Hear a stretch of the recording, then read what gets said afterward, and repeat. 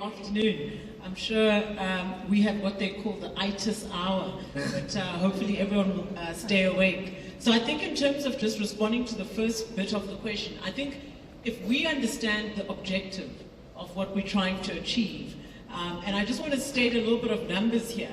One of the biggest issues, I think the previous panel, particularly Minister Pravin, spoke about the issue of inequality.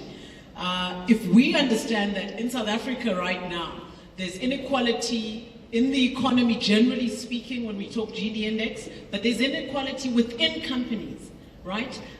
We see a disparity, a great disparity. For an example, if you look at the CEO to worker pay ratio, so globally speaking, the numbers sitting at 603 to 1.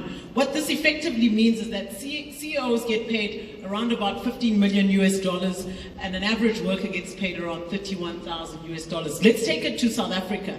Typically, this means a CEO is getting paid 344 times more than an average worker. So within a company, you can see that there's great disparity between what the lowest median worker is earning and the highest. Of course, that disparity is justified by REMCO, remuneration committees and so forth, because of skills, the need, and the exec pay. But the discourse and the deliberation, if we were to include workers, you'd have a different discussion.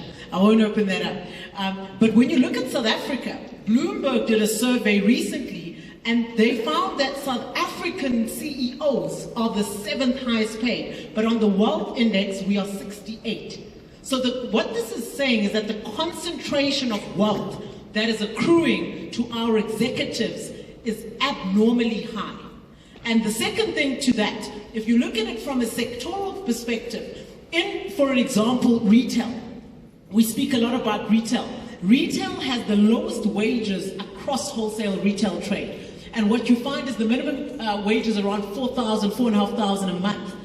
In retail, on average, you'll find that CEOs are earning around $37 million a year. Divide that to months, short-term incentives, share options, and so forth. You find that they are earning, remember the American example was sitting at around 344. Our CEOs are earning 700 times more than the median worker.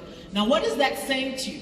If we don't look at just we look at the company-specific inequality, and then we look at the socio-economic inequality in the country, the disparities are too wide. They're abnormally high. And the question really is, as a funder, where do I fit into this discourse? We have got to massify de-risking, breaking up that inequality.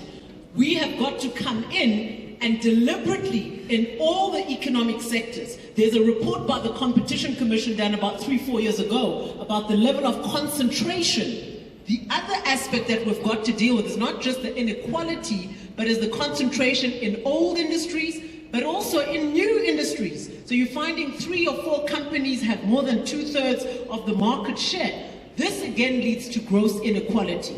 If you don't have funding mechanisms, funding models, and funders who are able to enable those who are excluded space in the game, we're just talking about compounding the wealth of those who are already very wealthy. So as the NEF, what we have done, we have a very constrained balance sheet. For an example, I'll give some examples of some transactions that we have done. I'll use a rural example because that speaks to the impact you can have in terms of inclusion of inequality at a local level, but also I'll use a bigger firm, which is more medium-sized, where the equity fund that is enabling the finance of some of these acquisitions.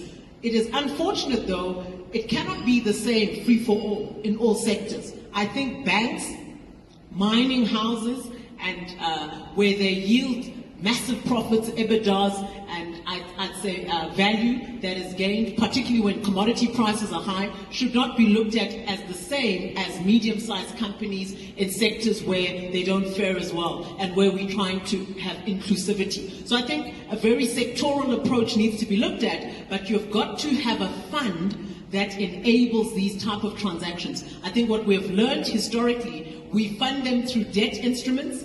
That is expensive. That causes the benefit accrued to the employees to be not only pushed back, but sometimes it causes mistrust and it also can deliberately impede on the operations if the workers feel that they're being cheated on, or communication doesn't happen effectively and transparently. So I think that these things need to be carefully managed. But I think in South Africa, these are the type of structures of acquisition, particularly for BEE and broad-based economic inclusion, that we need to see massified. Apartheid was massified everywhere, every province, every transaction.